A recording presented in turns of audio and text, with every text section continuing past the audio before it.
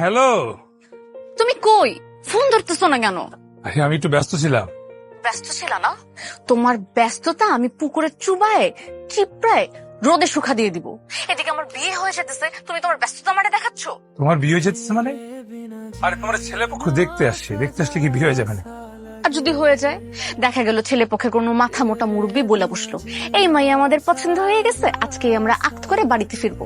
তখন আমার কি হবে? তখন তোমার বিয়েই হয়ে যাবে, তাই না? আর আমি তো পছন্দ হওয়ার মতোই মেয়ে। জীবনে তো একটাবার মাথাটা উঁচু করে আমার দিকে তাকায় দেখো নাই। যদি দেখতা তাহলে বুঝতা কত সুন্দরী, কত গুণবতী মেয়ের সাথে তুমি প্রেম করো। আর যদি বুঝতা না, তাহলে বাবা মাকে নিয়ে আমার চোখের সামনে হাজির থাকতা বিয়ের প্রস্তাব নিয়ে। তা তো করতে পারলা না।